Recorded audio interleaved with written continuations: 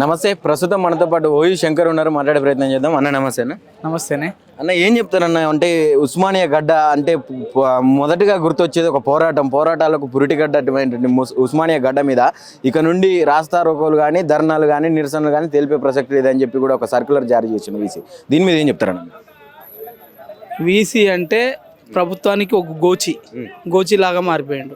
ఎందుకంటే పదవి అడక తెచ్చుకున్నాడు కదా, కాలిబర్ మీద వచ్చిన అది ఆయనకి ఏమన్నా రికమెండేషన్స్. ఒక్కసారి నేను చెప్తా, నేను చేసే ప్రతి పనికి గుండె మీద చేసుకొని నేను నిజాయితీగా చేస్తున్నానని చెప్తా. ఆయనను ఒక్కసారి పోయి అడిగి కనుక్కొని చెప్పును. నాకు గుండె మీద చేసుకొని నేను పైరో వేయకుండా నాకు పోస్ట్ వచ్చింది, ఏ కార్డు వాడకుండా వచ్చిందని చెప్పమను. ఆ కార్డు వాడని వాళ్ళంతా ఎక్కడో కనుమరుగైపోయారు. దీనికి అంతరార్థం ఏందనుకోవచ్చు. ఇప్పుడు గత ఏళ్ళ నుంచి 100 ఏళ్ళ చరిత్ర ఉంది ఉస్మానియా యూనివర్సిటీకి. ఎప్పుడు ఇలాంటి చర్యలు చేపట్టలేదు. కొత్తగా ఒక సర్క్యులర్ జారీ చేసి ఇక్కడ నిరసనలు తెలిపొద్దానంటే మరి విద్యారంగ సమస్యలు కానీ, విద్యార్థుల సమస్యలు కానీ, యూనివర్సిటీ సమస్యలు కానీ ఎవరికి చెప్పుకోవాలి? రజాకార్ వ్యవస్థ ఉంది కదా, ఈయన రజాకార్ అనుకుంటుండు, నయా రజాకార్ ఏమో ఈయన. ఇలా సమస్యలు, ఎక్కడ సమస్య ఉంటే అక్కడ పోరాటం ఉంటుంది, అక్కడ ప్రొటెస్ట్ ఉంటుంది. మరి సమస్యలే మీరు క్రియేట్ చేయకుండ్రి సర్క్యులర్లతో ఏం పని? అంటే సమస్యలు లేవు అనుకోవచ్చా ఇప్పుడు యూనివర్సిటీలో? ఎప్పుడన్నా చిక్కుతాడా, దొరుకుతాడు, ఎవరికన్నా అపాయింట్మెంట్ ఇస్తాడు అడుగుండ్రి. వీసీ ఎవరికన్నా అపాయింట్మెంట్ ఇస్తాడు అడుగుండ్రి. చిక్కడు దొరకడు. ఇలా నువ్వు గవర్నమెంట్ అడుగులకే మడుగులు వత్తకపోతే నువ్వు ఫీజు రియంబర్స్మెంట్ ఉంది, జర అడిగి తీసుకురారాదు. యూనివర్సిటీకి ఎస్టిమేటెడ్ బడ్జెట్ 1600 కోట్లు పెడతారు. ఇప్పుడు 1617 పెడతారు. ఒక 1000 కోట్లు పట్టుకురారా. ఈ నియామకాలు ఇన్నేళ్ళే. మొన్న ప్రభుత్వానికి సిగ్గు మానం లేకుండా ఏజ్ పెంచింది. 100 ఏళ్ళు పెంచరాదు బా, 100 ఏళ్ళు పెంచరాదు. మీ రాజకీయ నాయకులకు వయసు లేదు, ప్రొఫెసర్లకు వయసు లేదని 100 ఏళ్ళు పెంచి తీసుకురా. ఇంకా ప్రొఫెసర్లు నియామకాలు చేయమని అడగాలి, ఇవ్వాలి. తర్వాత నాన్ టీచింగ్ ఫ్యాకల్టీ నియామకాలు చేయమని, తర్వాత నిధులు తెమ్మని, ఇన్ఫ్రాస్ట్రక్చర్ డెవలప్మెంట్ చేయమని. ఒక్కసారి ఈ ల్యాండ్స్కేప్ చూడిపోయి ఎట్లా బిడివారిపోయింది. అది బిడివారిపోయింది. ఒకప్పుడు అరవింద్ కుమార్ ఉన్నప్పుడు కూడా అద్భుతంగా ఉండే. ఎందుకంటే నీళ్లు పట్టించిండు, మొక్కలు పెట్టించిండు. ఎక్కడన్నా చెట్టు కింద కూకుని చదువుకోవాలంటే సరే, లైబ్రరీలో ఫెసిలిటీ అయితే లేదు. ఆనాటి వైస్ ఛాన్సలర్లు పెట్టించిందే. ఇలా కొత్తగా మార్పులు చేర్పులు ఏం చేసింది లేదు. మరి గివి రాదు, గివిడి మీద దృష్టి పెట్టరాదు. నువ్వు వీసీ అంటే వీసీవా, గెడ్కాడి వాచ్మెన్ వా, వైస్ ఛాన్సలర్ వా, వాచ్మెన్ వా? నువ్వు వాచ్మెన్ పని లేనివా నీకు? ఇవన్నీ నువ్వు చేయాల్సిందల్లా నీ డ్యూటీ నువ్వు చేయాలి. ఇగో గివి చేయాల్సింది. అకాడమిక్స్ ఎట్లా నడుస్తున్నాయి, వాటి పర్ఫార్మెన్స్ ఎట్లుంది, ఎట్లా యూజీసీ నిధులు తీసుకురావాలి, ఎట్లా స్టేట్ గవర్నమెంట్ నిధులు తీసుకురావాలి, ఎట్లా అడ్మినిస్ట్రేషన్ ఫంక్షన్ జరగాలి అనేది దాని మీద దృష్టి పెట్టాలి. ఈ గలీజ్ పనులేంది, గబ్బు పనులేంది నువ్వు చేసేది? ఇవి నువ్వు చేసేది. ఎక్కడికి వెళ్ళి వచ్చినావు గుర్తుందా? ఎక్కడికి వెళ్ళి వచ్చినావు? బండపరుపుల మీదకి వెళ్ళి వచ్చినావా, లేకపోతే బల్ల పరుపు ఉన్న పరుపుల మీదకి వెళ్ళి వచ్చినావా? నీ జీవితం ఎక్కడ స్టార్ట్ అయిందో ఫస్ట్ నీ వీపు నువ్వు చూసుకో. అంటే నేను అనుకుంటున్నా వాళ్ళ అయ్యవ్వ అంతా పుట్టుకతోటి కోటీశ్వర్లు ఉన్నట్టున్నారు. ఆయన మరి మా పేదోళ్ళ బాధలు ఏం తెలుస్తుంది? మా సమస్యల పట్ల నువ్వు ఏం పరిష్కరిస్తావో వాటి పరిష్కరించు. అసలు నువ్వు సమస్యలే క్రియేట్ చేయకు.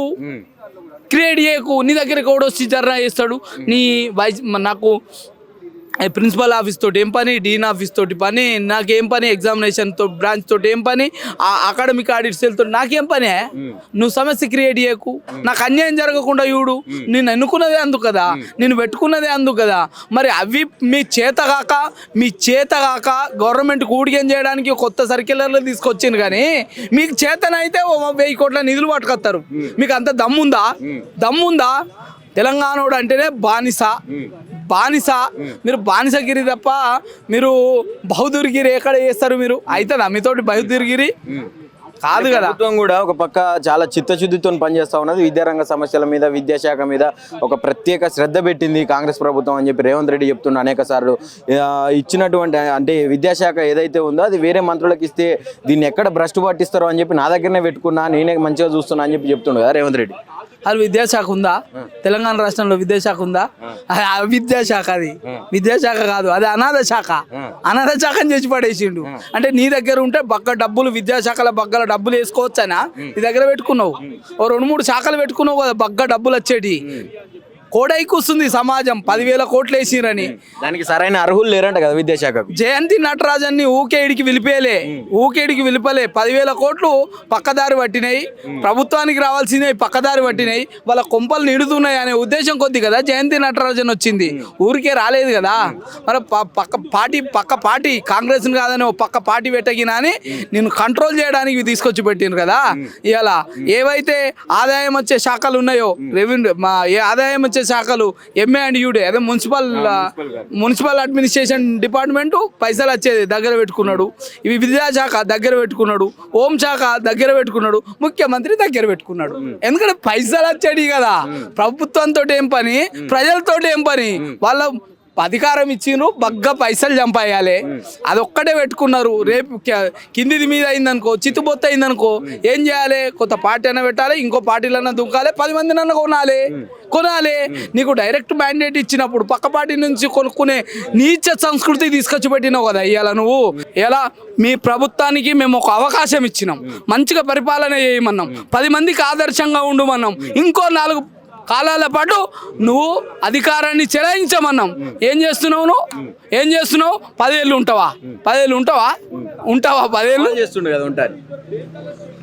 ఎవరి ముందు సవాల్ చేయాలి? అది ఎవరి మీద? రాజకీయ నాయకుల మీద చేస్తాడు. ప్రజల ముందు సవాల్ చేయమను, తీసి బండ కొడతారు, సీదా బండ కొడతారు. ఎందుకో అసెంబ్లీలో అడుగుతుండ్రు, నీ కొడంగల్ నియోజకవర్గమే కనిపిస్తుందా? 1000 కోట్లు పట్టుకపోయినావు, 1000 కోట్లు పట్టుకపోయినావు, అన్ని సంస్థలన్నీ ఆనాడు వాళ్ళు పట్టుకపోయాను, ఈనాడు నువ్వు పట్టుకపోతున్నావు. ఏం తేడా ఉంది మీకు? వాళ్ళకు ప్రతిపక్షాలు ఉండాలని కోరుకోవడానికి కోసం మీరు ఎలా మీ నియోజకవర్గాలకు పని చేస్తుండ్రు. మీకు ప్రతిపక్షమే మిగులుతుంది పక్కా, నేను చెప్తున్నా కదా. మళ్ళీ మేము పని చేయడానికి సిద్ధంగా ఉన్నాం. ఇలా మేము వాచ్ డాగ్ లేక పని చేస్తున్నాం. ఇలా తెలంగాణ ఏర్పాటులో ఎంత కీలక భాగస్వామ్యం ఉన్నామో గత పార్టీని దించడంలో కీలక భాగస్వామ్యం ఉంది, రేపు నీ పార్టీని దించడంలో కూడా కీలక భాగస్వామ్యం ఉంటుంది మాకు. ఇలా మేము ఉంటుంది. మా జీవితాలని ఇలా 3 తరాలని నాశనం చేసిర్రు, మా సమాధుల మీద మీ కుర్చీలు వేసుకున్నారు, కనీసం మీకు కనికరం లేదు ఇలా తెలంగాణ ప్రజల మీద. ఎవరిని బతుకు మారింది చెప్పుర్రి? ఎవరిని బతుకు మారింది? ఇలా పండ్ల బండ్లోది మారిందా, చెప్పులు కుట్టుకుంటుంది మారిందా, తాపీ మేస్త్రిది మారిందా, కూలీది మారిందా, ఇంకెవరిదైనా మారిందా చెప్పరా? చారిత్రాత్మకంగా బీసీ బిల్లును ప్రవేశపెట్టినాము, ఎస్సీ వర్గీకరణ చేసినాం అంటుండే కదా. ఇలా సుప్రీంకోర్టు చెప్పింది ఎస్సీ వర్గీకరణ అవుతుండేనా? కేంద్రం బిల్లు పెట్టాలి లేదా సుప్రీంకోర్టు చెప్పాలి. సుప్రీంకోర్టు చెప్పింది, ఇంకా నువ్వు పొడిచింది ఏంది అంటున్నా. వాళ్ళకు కొట్లాట లేకుండా ఏ రాదు కొట్లాడే. ఇక బీసీల గురించి నిలబడుతుందా? కేంద్రం నువ్వు పోయి ఆ చట్టమాట ఈ చట్టాన్ని తీసుకుపోయి అక్కడ పెడతాడట, రేపు కొట్టేస్తారు. అది అసలు ఆడ ఆమోదం కాదు. 1 2 ఒకవేళ ఆమోదమైనా హైకోర్టులో సవాల్ చేస్తారు, కొట్టుడు పోతుంది. నేను ఇచ్చిన కొట్టుడు పోయింది అంతే. రాజకీయ నాయకుల మాట నీళ్ళ మీద మూట రెండొకటే, నాలిక మీద రాత రెండొకటే. వీళ్ళు ఏ పూటకు ఆ పూటకు వేసే ఏషగాళ్ళు, వీళ్ళు ఏషకాంతలు, వీళ్ళంతా ఏషగాళ్ళు ఏషకాంతలు. తప్పితే ఏమున్నది? ఏం మిగిలింది? ఎవరిని బతుకు మారలే. ఎవరిని బతుకు మారలే. వాళ్ళ బతుకులు మాత్రం, రాజకీయ నిరుద్యోగుల బతుకులు మాత్రం మారుతున్నాయి ఇవాళ, అంతే తప్ప ఇంకొకటి ఏం లేదు. అంటే ప్రధానంగా ఇప్పుడు ఈ మధ్య ఒకటి వినిపిస్తా ఉన్నది, HCUకు సంబంధించినటువంటి భూములన్నీ వేలం పెడుతున్నారని చెప్పి. ఏం చెప్తారు అన్న దీని మీద? అరే HCAనే వాడు అడిగిండు, ఈ ఉస్మానియా యూనివర్సిటీ ఇటు ఎందుకు, ఈ 1600 ఎకరాలు ఎందుకు, దీన్ని తీసుకుపోయి ఎక్కడో వారేస్తా, ఇది మాత్రం కమర్షియల్ చేసి ఇంకోనికి అమ్ముతా అని ప్రణాళికలు పెట్టిండ్రు. అప్పుడు వ్యతిరేకించినాం. ఇంకా అగ్రికల్చర్ యూనివర్సిటీ ఉంది కదా. అరే ఈ రాష్ట్రంలో 26 లక్షల ఎకరాల భూమి తలగబడింది. మీ బొందలకు మీరు ఇచ్చింది కాదు, మీరు తెచ్చింది కాదు. ఇవాళ ఎవడ్రా మీరు మా భూములను గుంజుకోవడానికి? ఎవడు మీరెవడు? ఆడ హైకోర్టుకి ఇస్తారు, ఈడ ఇంకో భూములు అమ్ముకొని ఏం చేస్తారు మీరు? ఇలా మీరు ఇచ్చుడు దేవుడు ఎరుగు. ఇచ్చిన దాన్ని, గత ప్రభుత్వం ఏదో ఇచ్చిన దాన్ని మీరు అమ్ముకొని ఎవడి బొందకెడతారు అని అడుగుతున్నాం మేము. ఇవాళ ఎవడి బొందకు మీరు ఈ విద్యను మంచిగా చేస్తారా? విద్యా అవకాశాలు మెరుగుపరుస్తారా? ఉన్నతీకరిస్తారా విద్యని? బొచ్చు కాదు మీతోటి, బొచ్చు కాదు.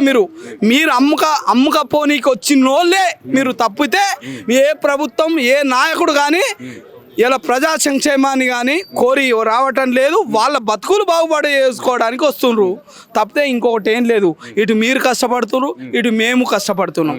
ఇక అంతేగాని ప్రజలకైతే ఏది పట్టది. ఎక్కడ వేసిన గొంగడ అక్కడే. ఎన్నికలు వచ్చినాయంటే ఓటుకు నోటు కొంటుండ్రు. ఇక అంగట్ల సరుకు, అంగట్ల బర్రెలన్నా ఒక బర్రెలు గొర్రెలన్నా ఒక రేటు ఉంటుంది. వీళ్ళకి ఒక రేట్ లేదు, పాడు లేదు. చూడు అది 5,000 రూపాయలు 5 ఏళ్ళకు వంచితే 5 ఏళ్ళకు వంచితే ఏముంటుంది నీ బతుకు. అది ఇలా భారత రాజ్యాంగం ప్రసాదించిన ఓటు హక్కుని నీ బతుకు కోసం అమ్మక దొబ్బుతున్నావు నువ్వు. ఇలా 5,000కు నీదో బతుకు. ఇలా నేను కూడా ఉన్నానులా, నేను ఎప్పుడు అమ్ముకుంటలేను ఓటుకు. కాబట్టి నాకు అమ్ముకోనోనికి వర్తించదు. ఇది అమ్ముకునేటోడు ఎవడు ఉంటాడో వాళ్ళందరికీ వర్తిస్తుంది. ఇలా విద్యా వ్యవస్థ కాదు, ఇది విద్యా అవస్థ తయారైంది. విద్యని ప్రైవేటీకరణ చేస్తే విద్య, వైద్యం, శాంతి భద్రతలు అనేటివి ఇవి సేవా రంగాలు. వీటికి సేవా రంగాలు కాబట్టి వీటికి అదనంగా డబ్బే పెట్టాలి తప్ప దాని నుంచి ఆదాయం ఏది రెవెన్యూ రాదు. కాబట్టి వాటిని ప్రైవేటీకరణ దిశగా మళ్ళిస్తే వీళ్ళ మీద భారం తగ్గుతుంది. బగ్గ దోసుకొని ఇంట్లల్లో కుప్పలు 10 తరాలు 20 తరాలు తినేటట్టు చంపాయి. గతంలో అయితే నువ్వు చేసిన పాపం నీ పిల్లలకు తలుగుతుండే. ఇప్పుడు అట్లా కాదు, నువ్వు చేసిన పాపం నీ బొందకే తలుగుతుంది. గుర్తుపెట్టుకోండి. ఇలా తెలంగాణ ప్రజల గోస బాధ మీ బొందల మీద తలుగుతుంది. మీరు రకరకాల సమస్యలతోటి బాధపడతారు. మీరు అవినీతి చేస్తే మీరు అవినీతిలోనే కూలిపోతారు. ఇది మాత్రం పక్కా.